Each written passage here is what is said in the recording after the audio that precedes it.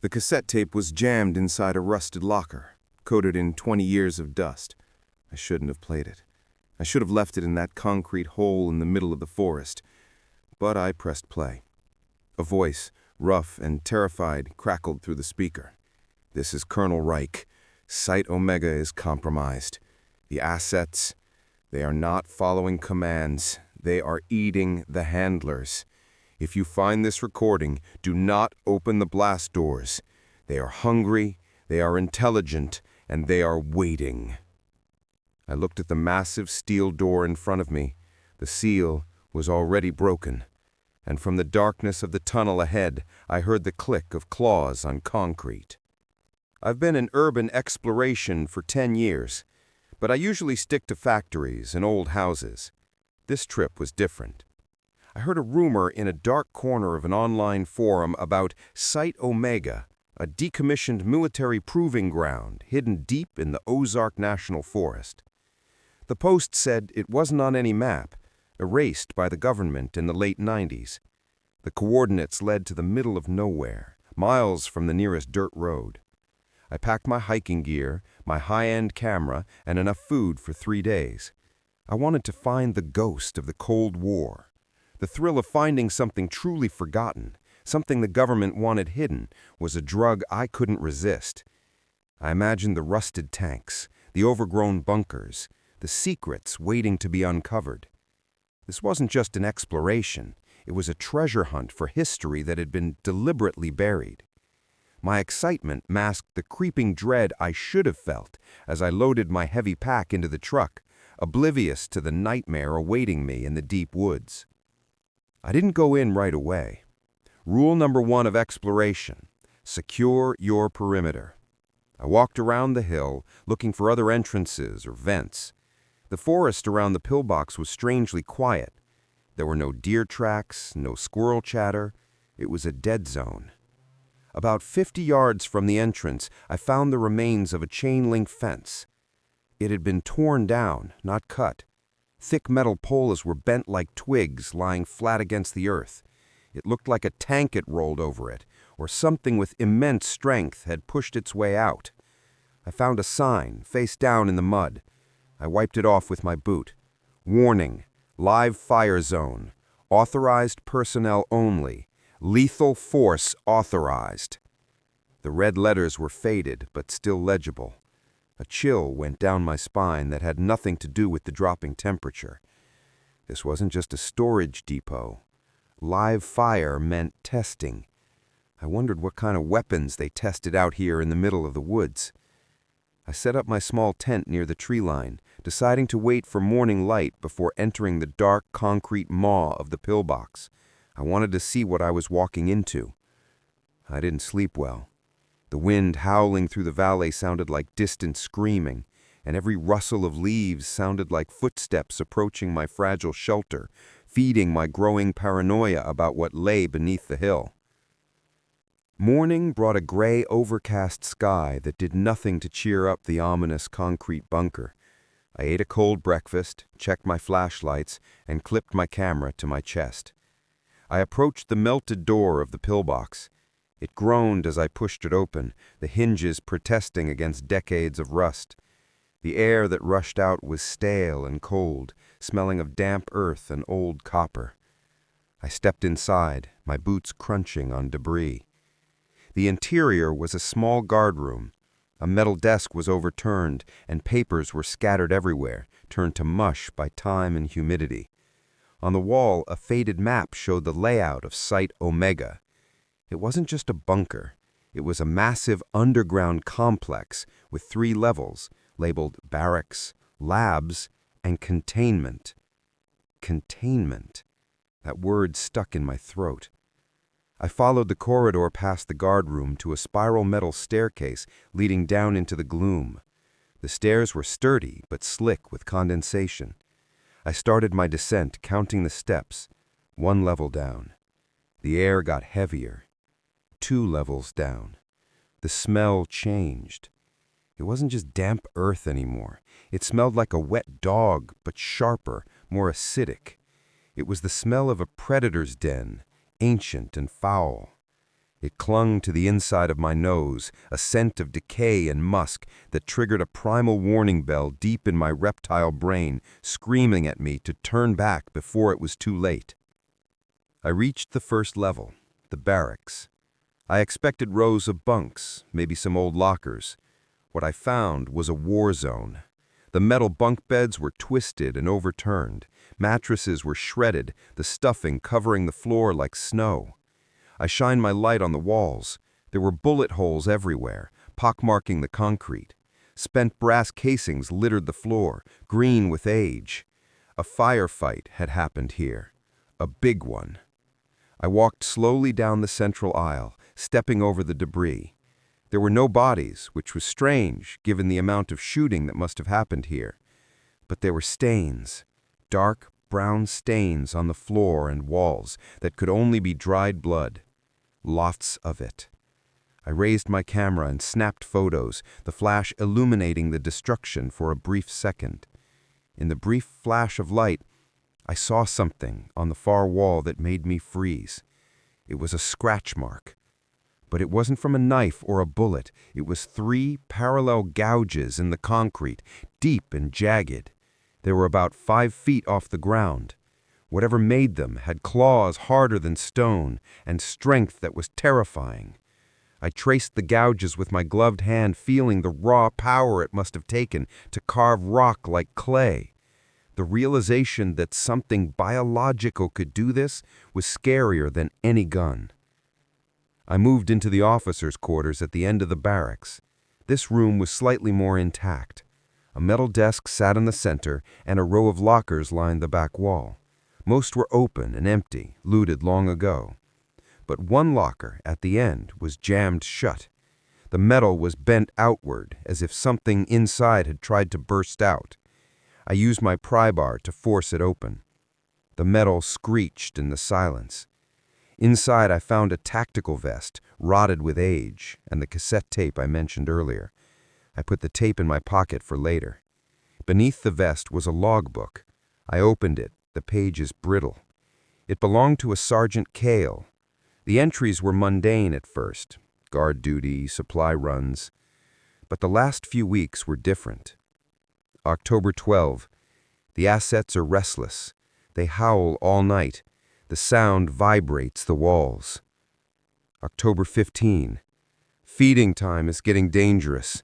Asset 4 tried to grab Handler Lewis. It moved faster than I've ever seen anything move. October 20. Lockdown. We are trapped. They got out. God help us. They got out. I closed the book. Assets. They weren't testing guns. They were testing living things. My hands trembled as I realized I was standing in the aftermath of a massacre caused by something they couldn't control. Something they had foolishly tried to cage. I moved to the main observation deck, a room with a large glass wall overlooking a massive, dark arena below. This must have been where they tested the assets. I shone my light through the glass. The arena was like a concrete forest. Artificial trees made of steel and concrete were arranged to simulate a dense wood. It was a hunting ground. I saw movement below, just a flicker at the edge of my flashlight beam. I froze, turning off my light instantly. I crouched behind the control console, heart hammering. I listened. From the darkness of the arena below, I heard a sound. Click, click, click. It sounded like claws tapping on concrete. It was slow, rhythmic pacing. Something was down there. Something was still alive in this tomb. I remembered the date on the logbook, 20 years ago. Could something survive down here that long? Or had it found a way in from the outside? The fence was broken. Maybe the local wildlife had moved in. Or maybe the assets had never left. The thought of being separated from that thing by only a pane of old glass made my skin crawl, and I felt incredibly exposed and vulnerable in the dark observation booth. I pulled the cassette tape from my pocket. I had a small portable player in my bag for documenting audio notes. I popped the tape in and put on my headphones, needing to hear what Colonel Reich had said. I pressed play. The voice was shaking, filled with the kind of fear you can't fake. "This is Colonel Reich. Site Omega is compromised. The assets, they are not following commands. They are eating the handlers. If you find this recording, do not open the blast doors. They are hungry, they are intelligent, and they are waiting. The recording cut to sounds of gunfire and screaming, then a sound that made my blood run cold, a roar. It wasn't a lion or a bear. It was a deep, oscillating howl that sounded almost human, but distorted and wrong. It was a sound of pure rage. Then the tape ended. I took off the headphones. The silence of the lab felt heavy now, pressing in on me. Do not open the blast doors. I looked at the door I had just walked through. It was already open. The warning came 20 years too late. I had walked right into the trap Reich had died trying to warn the world about, and now I was sharing the space with his killers. I pieced it together. The military wasn't testing weapons. They were making weapons. Biological weapons. They were trying to engineer super soldiers using wolf DNA or something like it. Project Red Dog. They created monsters and then they lost control. The assets broke out, killed everyone, and took over the facility. But that was 20 years ago. They should be dead of starvation or old age. Unless they bred, or unless the modifications made them immortal. I looked back at the arena below. The pacing sound had stopped. I felt a sudden, intense sensation of being watched. I turned my flashlight back on and swept it across the glass. On the other side of the observation window, pressed right against the glass, was a handprint. It was fresh. The oils were still smearing. It was massive, with long, thin fingers ending in sharp points. And it was on the outside of the glass, from the arena side. Something had climbed up the 40-foot wall and placed its hand there, watching me in the dark. It knew I was there. It had been watching me the whole time, playing with me, waiting for the right moment to make its presence known. I needed to leave, now. The exploration was over. I had the footage, I had the story. I just needed to survive to upload it. I packed my gear quickly, trying to be quiet, but every zipper sound seemed deafening. I moved back toward the hallway leading to the stairs.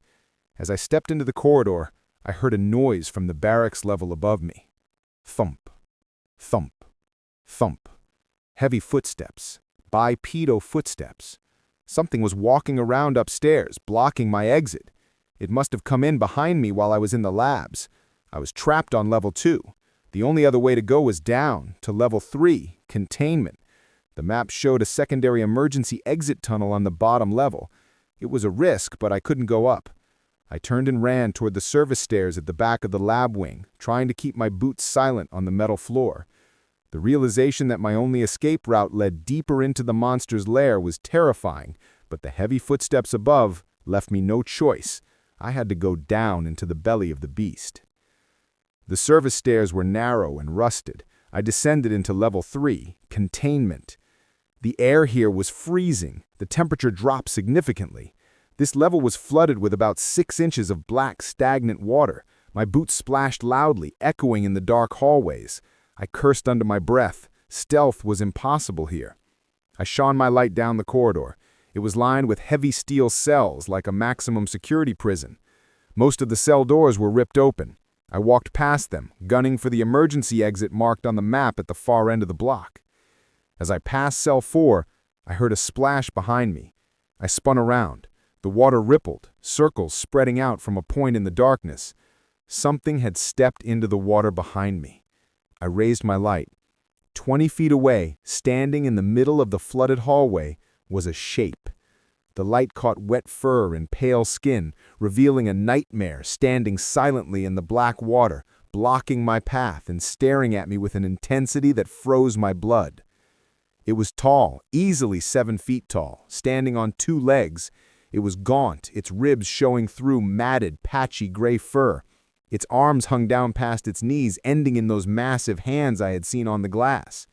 Its head was a nightmare, a wolf skull wrapped in tight, pale skin, with ears that swirled toward me. But it was the eyes that paralyzed me. They glowed with a faint bioluminescent yellow light. It didn't roar, it didn't charge. It just tilted its head, studying me.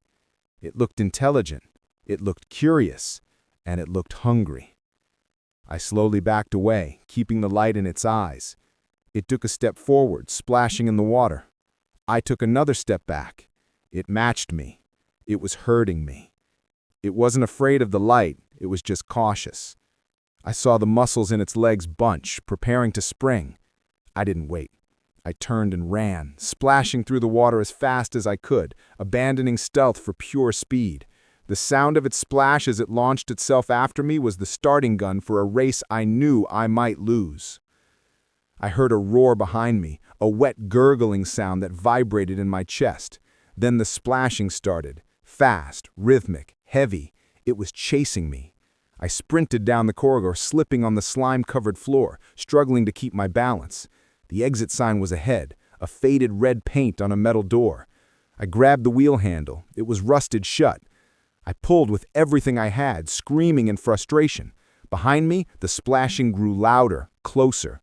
I could hear its heavy breathing, a rasping sound like a saw cutting bone. I jammed my pry bar into the wheel spokes and heaved. With a screech of tearing metal, the wheel turned. The door popped open, revealing a dry concrete tunnel. I threw myself inside and slammed the door shut, spinning the wheel to lock it just as a massive weight slammed into the other side.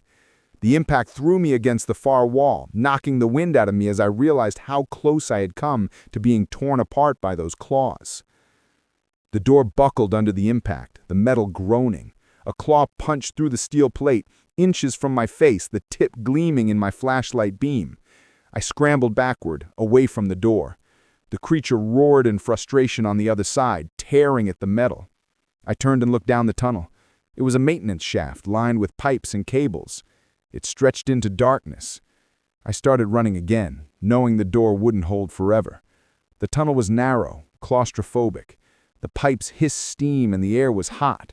I ran until my lungs burned, until I couldn't hear the banging on the door anymore.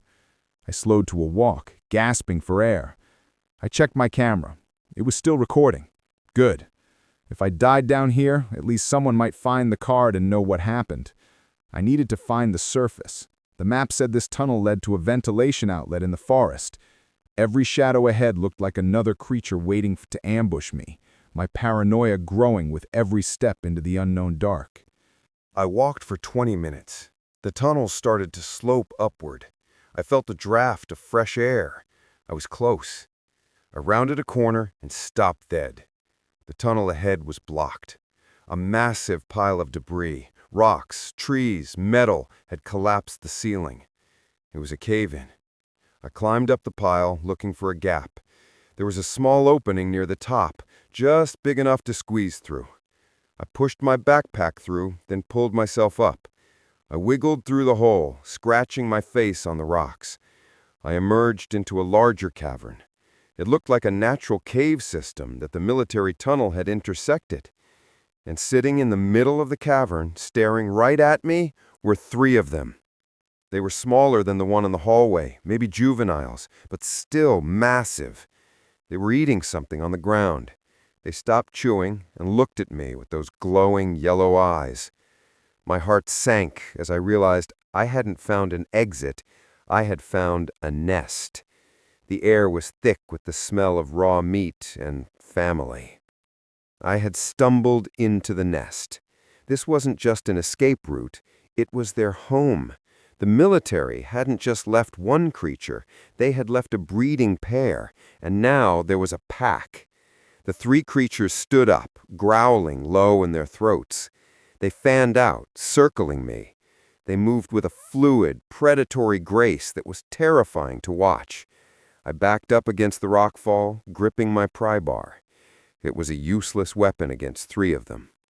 I flashed my light in their eyes, trying to blind them. They flinched, but didn't retreat. They were learning.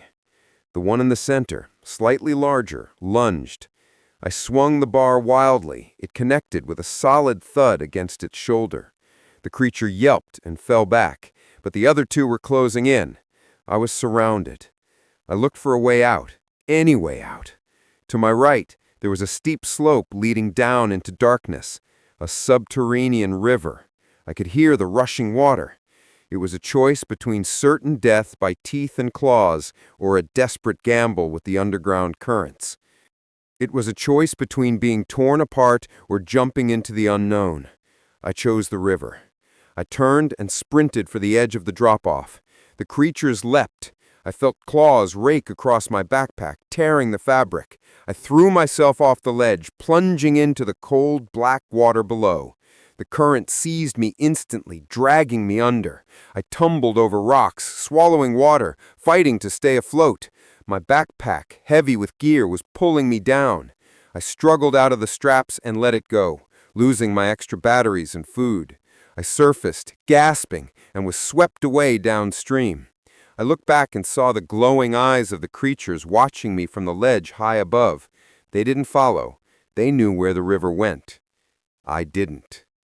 I was at the mercy of the underground current, swept deeper into the mountain. The water was icy, sucking the heat from my body as I was tossed like a rag doll through the subterranean rapids. The river carried me for what felt like miles. The water was freezing, numbing my limbs. I fought to keep my head above the surface, dodging stalagmites that jutted out of the water like spears. Finally, the current slowed. The river widened into a calm underground lake. I saw a rocky shore to my left and swam toward it with my last reserves of strength. I dragged myself out of the water, shivering violently.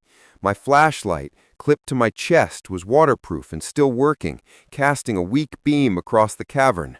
I was alive, but I was lost, freezing and weaponless. I huddled against a rock, trying to preserve body heat. I checked my camera. It was wet, but sealed. The footage was safe. I just had to get it out. I stood up, forcing my stiff legs to move. I scanned the cavern walls for an exit. The silence of the lake was eerie, broken only by the drip of water, and I knew I couldn't stay here long before hypothermia set in. On the far side of the cavern, I saw a shaft of natural light filtering down from high above. A sinkhole. It was hundreds of feet up, but the walls of the sinkhole were rough, covered in vines and roots. It was climbable. I waded through the shallow water around the edge of the lake toward the light. As I got closer, I saw something at the base of the sinkhole.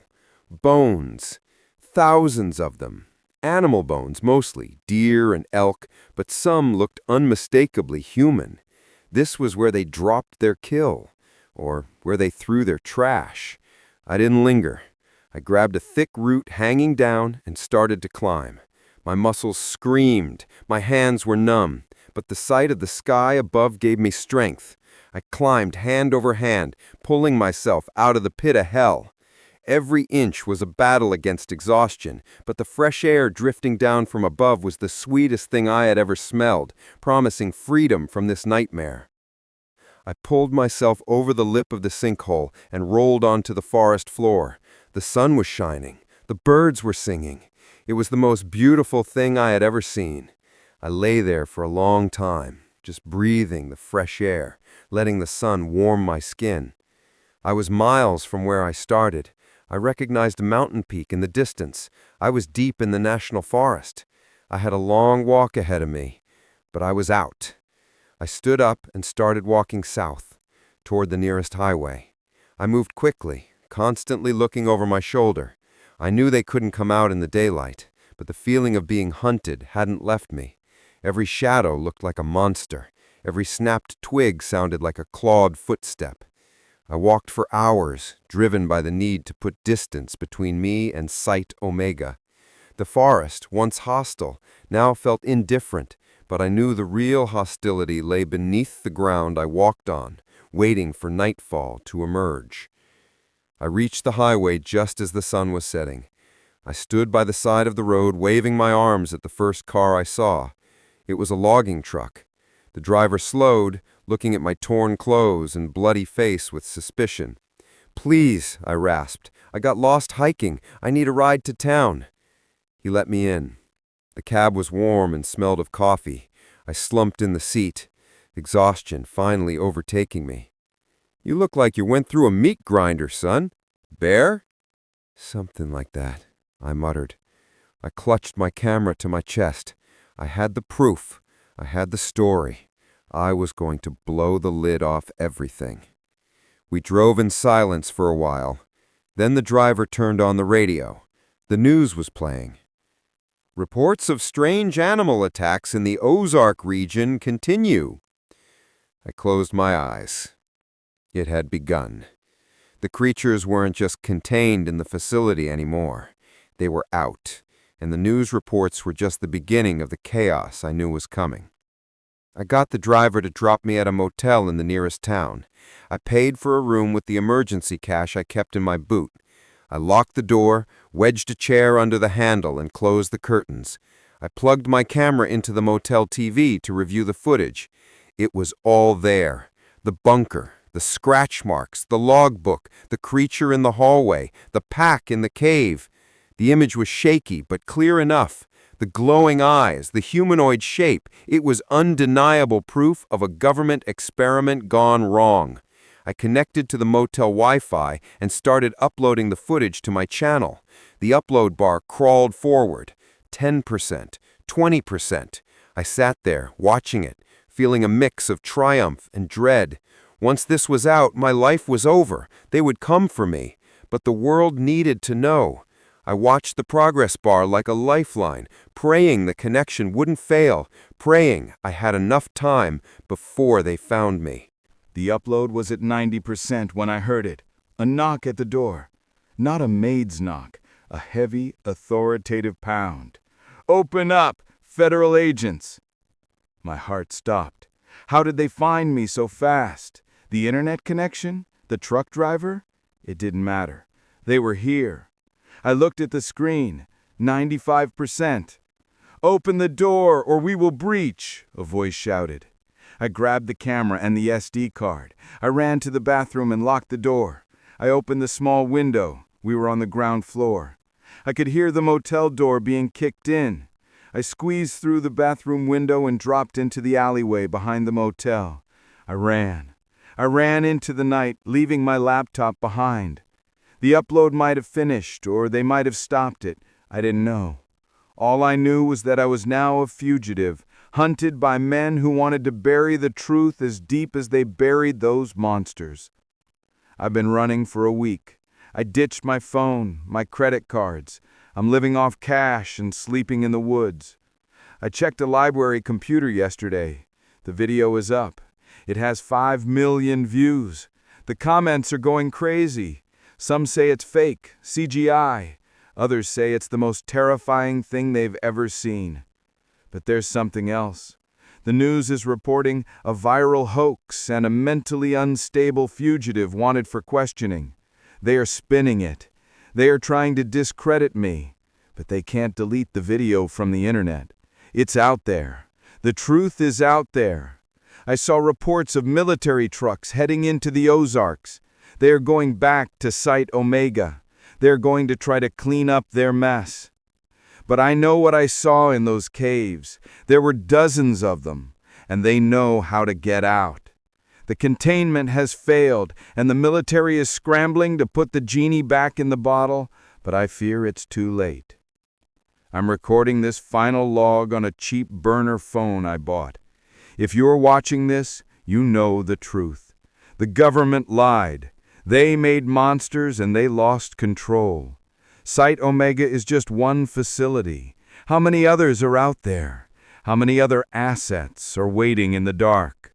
I can't go home. I can't go back to my old life. I'm a ghost now. But I have a new mission. I'm going to find the other sites. I'm going to find the proof, and I'm going to expose them all. But I have to warn you. If you hear rumors of secret bases in the woods, if you see fences that look like they were torn down by tanks, turn around. Run. Don't try to be a hero.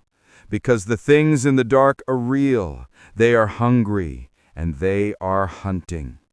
I hear sirens in the distance. I have to go. This is Caleb, signing off. The hunt is just beginning, and I don't know if I'm the hunter or the prey anymore.